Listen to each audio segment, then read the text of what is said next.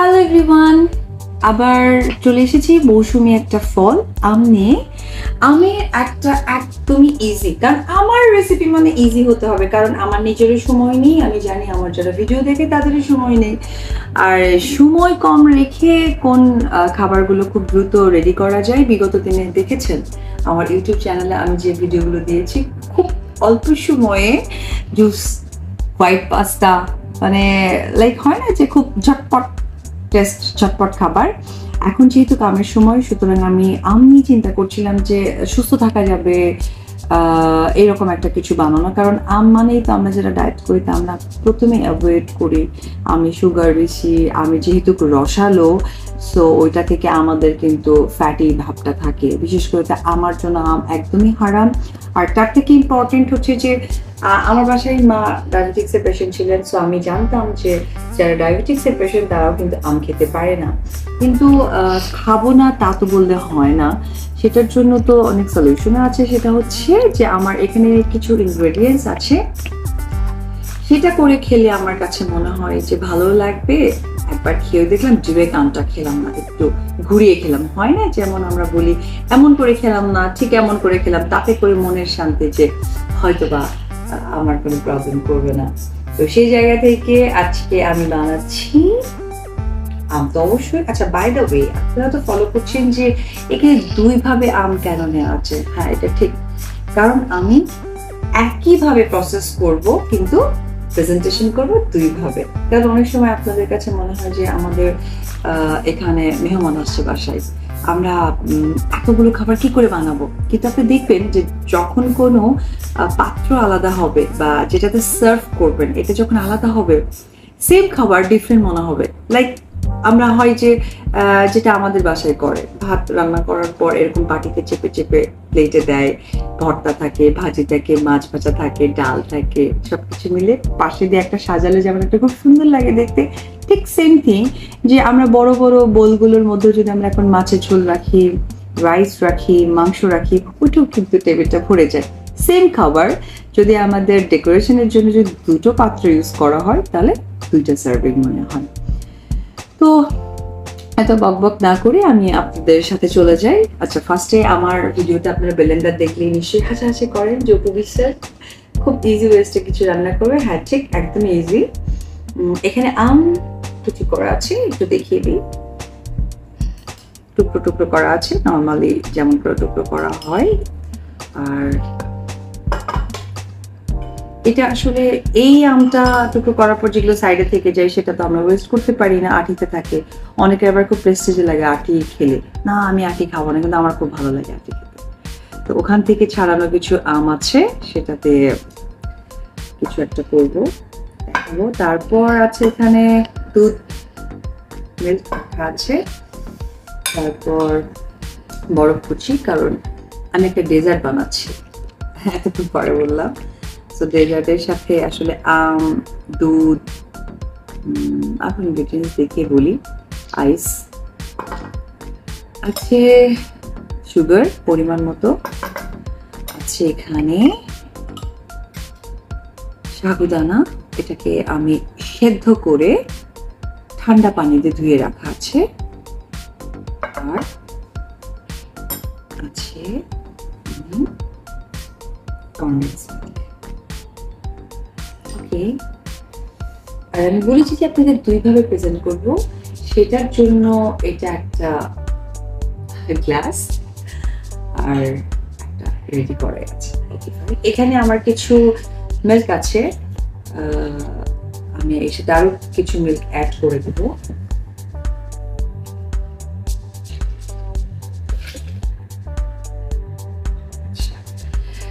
এই মিল্কটাকে ফার্স্টে আমি একটু সুগার দিয়ে ব্লেন্ডার করব, যাতে সুগারটা মানে চিনিটা গলে যায়। চিনিটা আমি দেখিয়ে দিই, যেহেতু আমি কনডেন্স মিল্ক ইউজ করব, খুব একটা বেশি চিনি দিলাম না। আসলে ডেজার্টে না চিনি চলেই আসে, স্কিপ করার কোনো ওয়ে থাকে না। বাট তারপরেও আমরা যারা একটু স্বাস্থ্য সচেতন বা আমাদের ডায়াবেটিক্স পেশেন্ট বা যাদের সুগার খাওয়া একদমই বারণ, সাদা চিনি খেতে পারবে না, তারা আসলে স্কিপ করলে পারে। কারণ এটা ডিরেক্ট সুগার থেকে ইম্পর্টেন্ট হচ্ছে যে আমরা কনডেন্স মিল্ক খেতে পারি, বা এখন আমাদের জিরো ক্যালসিয়াস যেগুলো আছে, যেগুলো চিনির পরিবর্তে ব্যবহার করা হয়, সেগুলো আমরা করতে পারি। ওকে, তো আমি একটু ব্লেন্ডার অন করে দিই।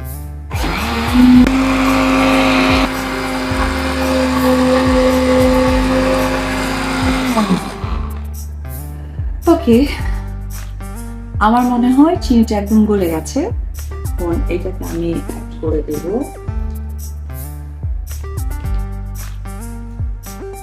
যে আমগুলো আমরা ভাবি যে ফেলে দেবো, ঠিক সেই আমগুলো।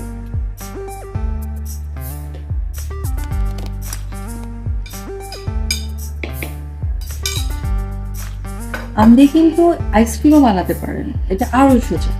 এটা আমি আরেকদিন দেখাবো, চোখ রাখুন। যতদিন পর্যন্ত আম আছে, আম দিয়ে আমি সারাদিন ভাবতে থাকবো যে আপনাদেরকে ইজি কি কি বানিয়ে খাওয়া যায়। ম্যাঙ্গো আইসক্রিম নেক্সট ওয়েট করতে হবে। আচ্ছা, আমি আবার ব্লেন্ডারটা অন করবো।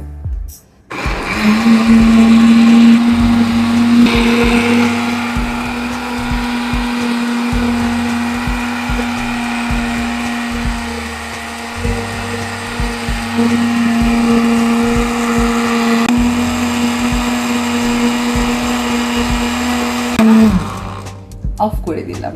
ওকে, আচ্ছা,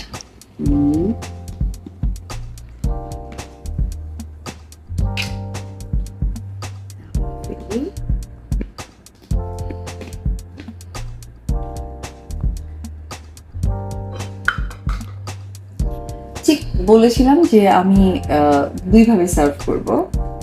দুইভাবে সার্ভ করি, সেটি হচ্ছে আগে গ্লাসটা সুন্দর করে আমি ধুয়ে নিয়েছি, একটু পানি আছে, এটাকে ফেলে দিলাম।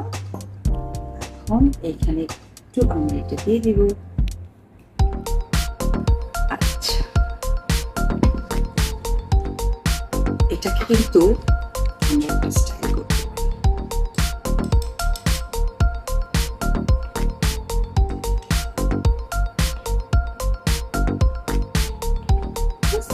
ডেকোরেশন স্টার্ট করতে হবে অনেক আগে থেকে, কারণ আগে থেকে যদি ডেকোরেশনটা আমরা স্টার্ট না করি তাহলে এটা দেখা যায়। এই দেখুন, গ্লাসের চতুর সাইডে একটা খুব সুন্দর একটা ডিজাইন হচ্ছে। ওকে, এখন এটাকে আমরা যেটা অ্যাড করে দিব সেটা হচ্ছে আইস।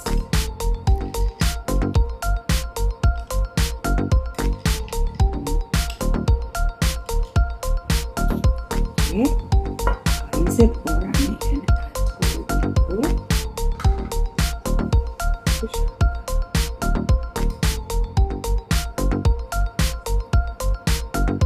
সেম জিনিস, জাস্ট ব্লেন্ডার করে নেওয়া হয়েছে milk, sugar and mango, that's it, কিচ্ছু না।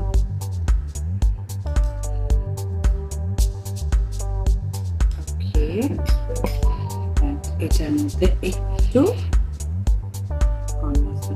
খুব সামান্য, কারণ আমি এখানে আবার গোটা আম ইউজ করব, তখন আমি আবার এটাকে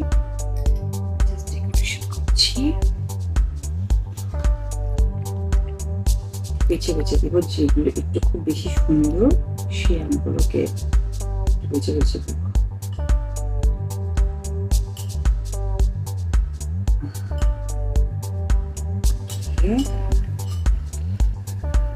আবার এটার মধ্যে একটু কনডেন্স মিল্ক দিই।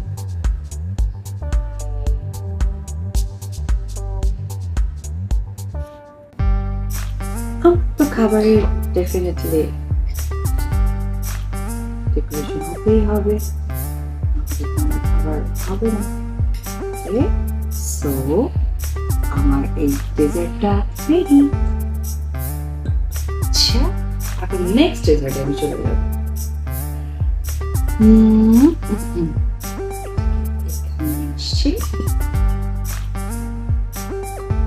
এখানে সবগুলো দিয়ে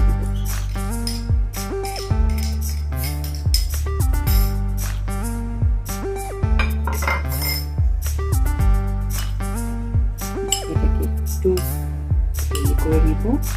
এখানে আমি আর কোনো সুগার ইউজ করবো না, কারণ আমি যেহেতু কনডেন্স মিল্ক এখানে ব্যবহার করবো, তো এখানে আর কোনো সুগার দিব না, একটু কনডেন্স মিল্ক দিয়ে নিই। নেক্সট আর কিচ্ছু না, মিক্স করলে এটা খেতে অনেক ভালো লাগবে, আরো খুব বেশি টেস্ট লাগবে যে যারা ডিরেক্ট আইস খেতে চায় না। তো সেক্ষেত্রে তারা একটা কাজ করতে পারে, সেটি হচ্ছে যে তারা ফ্রিজে রাখতে পারে। মিনিমাম যদি 4 ঘন্টা নর্মালে রাখা যায় তাহলে তো অনেক ভালো লাগবে। আমি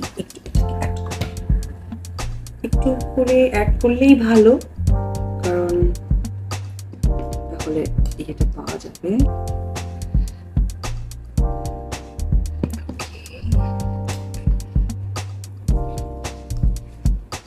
যারা আইস খেতে চায় তারা এখানে আইস অ্যাড করলো, আর যারা আইস খেতে চায় না তারা কিন্তু ফ্রিজে রেখে একটু ঠান্ডা খেতে পারবে। কিন্তু আমি একটা সাজেস্ট করবো, সেটি হচ্ছে গিয়ে এই ডেজার্টটা অবশ্যই ঠান্ডা খেতে হবে, নাহলে এটা কোনো টেস্ট নেই। ইটস লাইক যেমন আইসক্রিম আমাদেরকে ঠান্ডাই খেতে হয় বাধ্যতামূলক, ঠিক এই আম সাগর ডেজার্টটা আমাদের ঠান্ডাই খেতে হবে।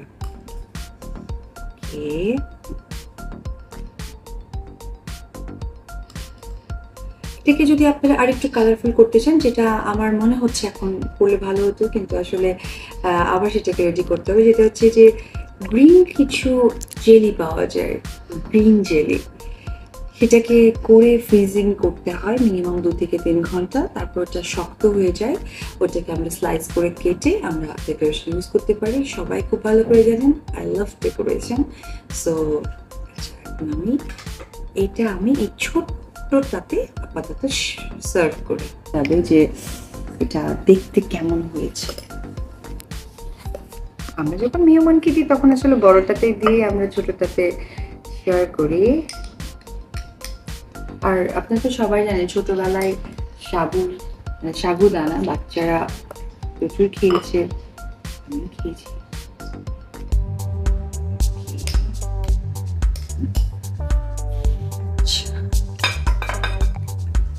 করে দেখতেই পারি।